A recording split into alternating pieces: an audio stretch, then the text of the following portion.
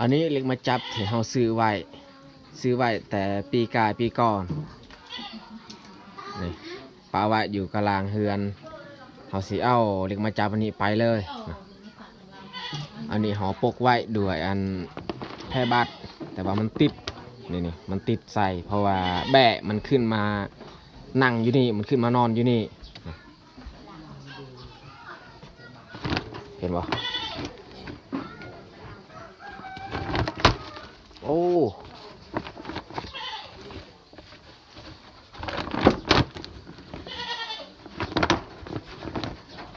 ยากเลยเอาออกซื้อไว้แต่โดนปีนี้จึงได้ใส่เขาเอาผ่าบัตรออกเรียบร้อยรวมทั้งหมดนี่มัน10เกาะเด็กมาจับที่เขาซื้อไว้10เกาะแล้วก็11กับตัวนั้น11เกาะ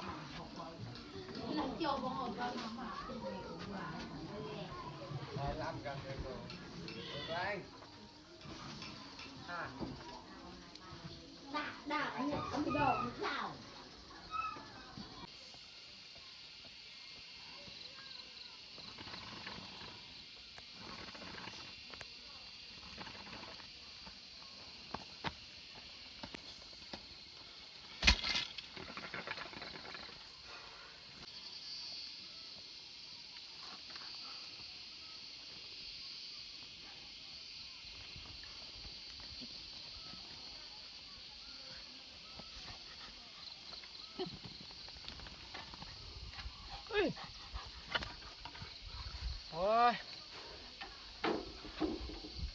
เอาแบกมาฮอดถึงไฮแล้ว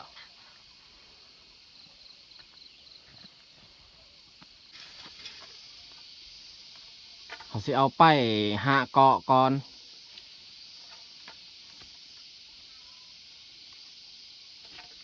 ในเกาะหนึ่งนี่เขาว่าได้100 เมตร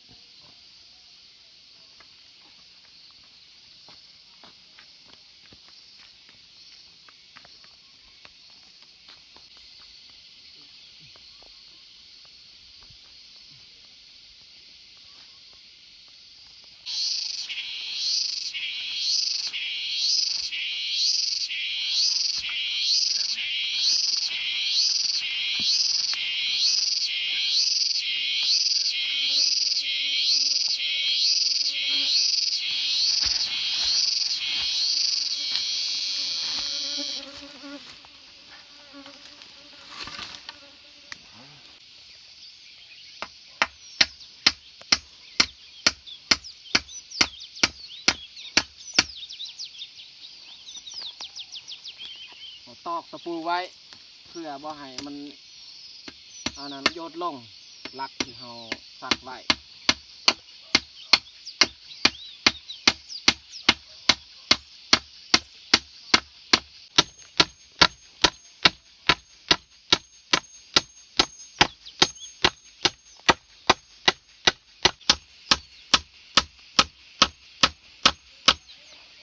เวลาเขาตอกเนี่ยเขาบ่ต้องตอกจำตะปูเพราะว่าเขายังสิแกะไม้อันนี้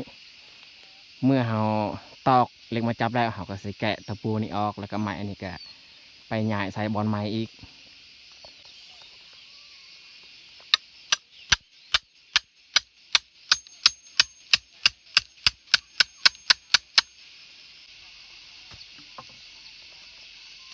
เขาเฮ็ดอันนี้แมนไม้ที่เขานีบใส่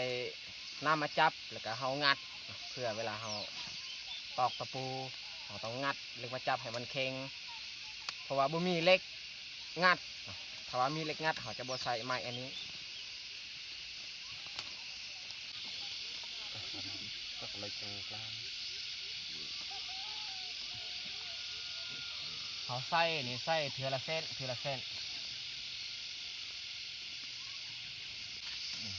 เริ่มเอาดอกแลนติดมาไปอะไรดอก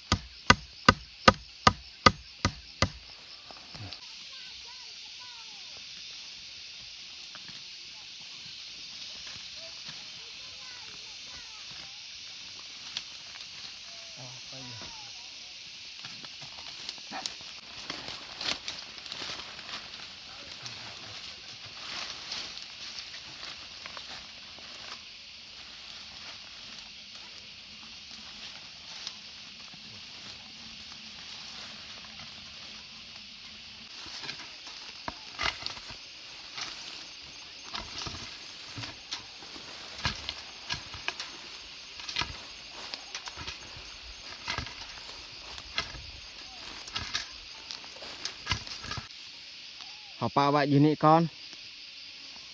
เพราะว่าเขายังบ่ทันฟังลักลุงลุมลักกับเขานี้เขาสิกลับไปแต่ต้นอีก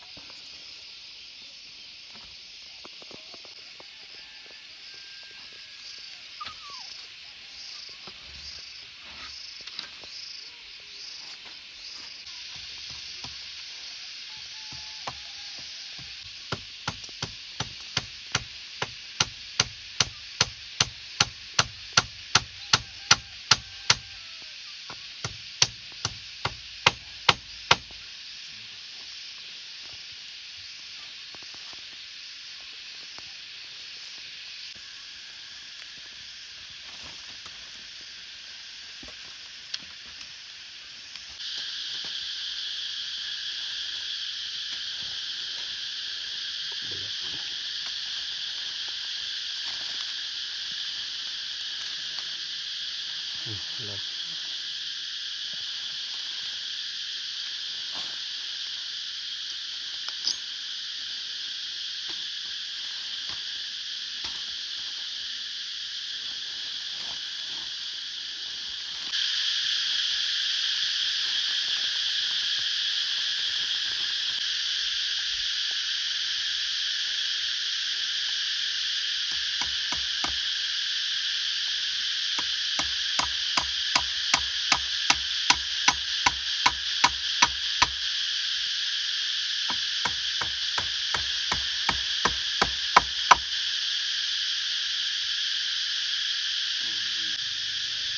เขาใส่5 เส้นเขาว่าสิแกะออกไม้ที่เขาตอกหันเขาแกะออกได้แต่ว่าอันนำมาจับมันบกเข่งอีกนำมาจับงานก็เลยตอกคืนจำเป็นต้องได้ตัดไม้มาใส่ตอกไว้แบบนี้เขาเฮ็ดชำนี้ไปก่อนบางทีเขาสิออกไปตัดไม้ตอนแรกจึงมาสืบต่อเฮ็ดถ้าว่าฝนบ่ตก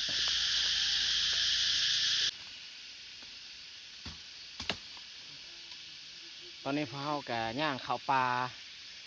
ออกมาตัดไม้ถ้าว่าเขาบ่ตัดไม้นี่เขาตอกนำมาจับบ่ได้เพราะว่าลักมันจะเงียงไปเงียงมาถ้าว่าเขาบ่ตอกอันไม้ไว้เขาตอกไม้ไว้ก็เพื่อมันคึงบ่ให้ลักมันเงียงไปเงียงมาเวลาเขางัดมันนำมาจับ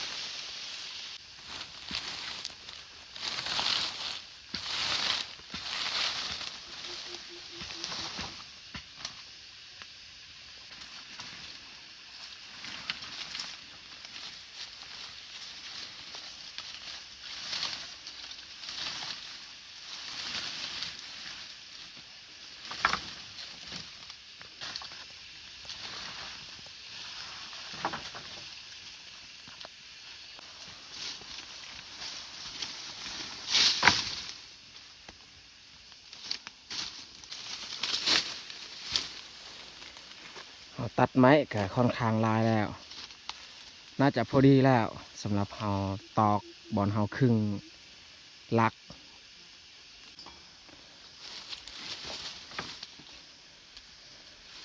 น้องแยกนี่แบกลำเดียวลำใหญ่ส่วนเฮากับ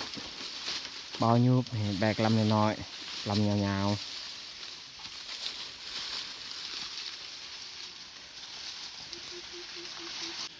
ของคอยนี่ปลาไว้อยู่นี้ลักก็ยังบ่ทันสักบ่ทันฟังสั่นส่วนของเบายุบนี่ปลาไว้อยู่เทิงผักเที่ยงก่อนพอดี12 โมง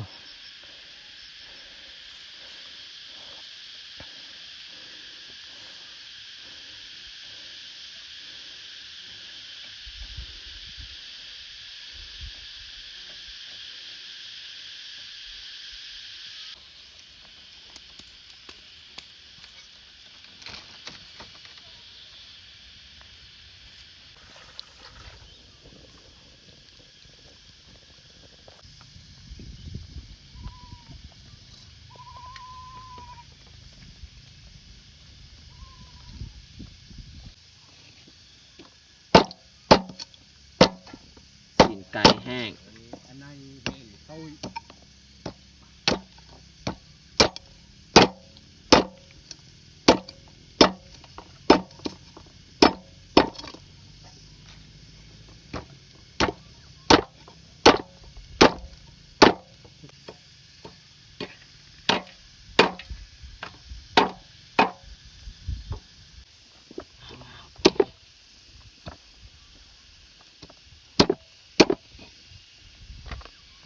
ไปใส่เอาแก่จ่าเอาปะ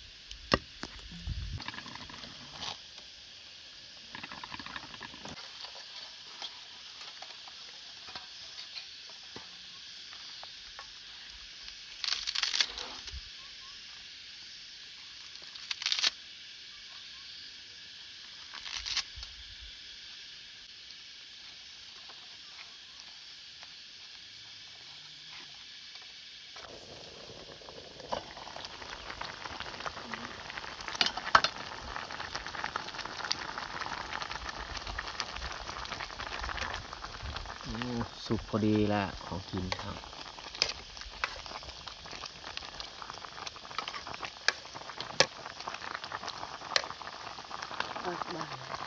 ปรุงเลย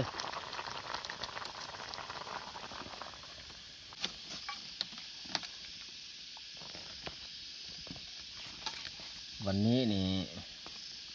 บ่ได้เอาถ้วยมาเนาะลืมตักของกินใส่ใบตองถอกน้ำเลยผมเป็นหยังสำนัก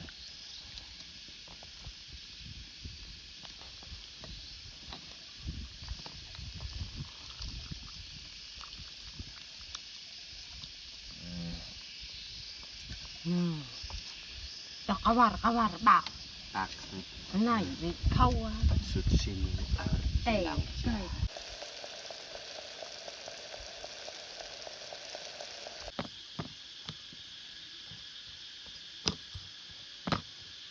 ปรุงแจวมะเขือปักเทียมใส่น้ำปลาใส่แป้งนัวอาหารเที่ยงของพวกเฮาก็สำเร็จเรียบร้อยต้มผักใส่สีนไก่แล้วก็ขั่วชิลอแจวบดสำนี้แหละสามเฮามีกินกับข้าวเหนียวมาเขือน้อยนึง ล่างข้าวเตา ตอนนี้พวกเฮาทุกคนก็ขึ้นมานั่งห่วมผ้าแปลกมากๆเลยสำหรับวันนี้นี่ค่อนข้างแปลก แต่ว่าลืมเอาถ้วยแหละอันนี้เฮามูนใส่อันนั้นแพร่แล้วก็ใส่ใบตองเอาเพื่อขอของกินใส่เอามาพ่นมากินข้าวเที่ยงน้ำกัน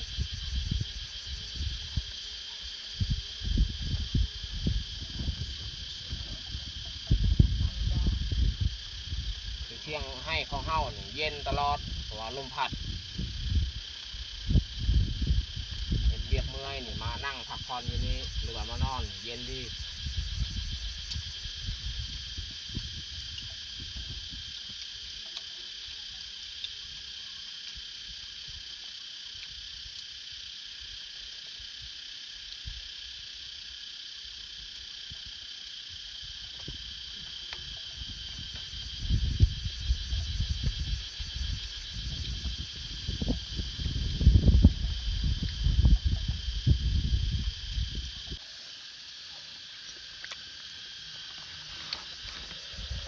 ข้าวเหนียวสดๆบ่ได้ปนมัน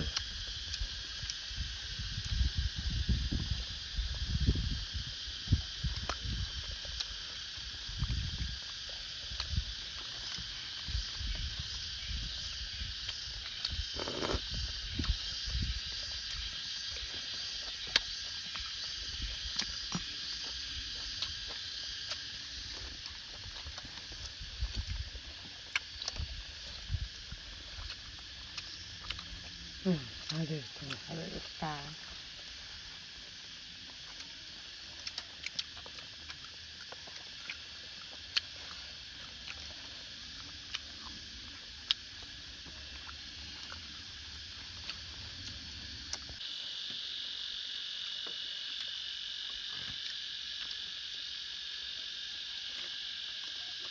บวงกับบ่พ่อสัม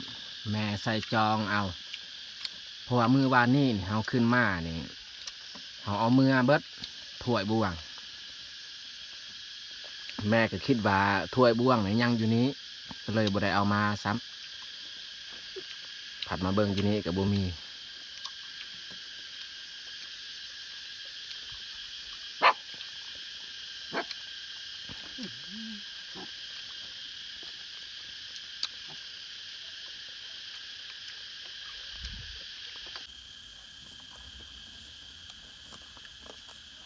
โน่ของเนี่ยเขาเลย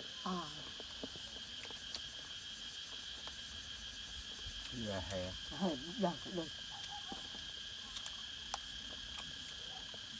มันจะเอาไปใส่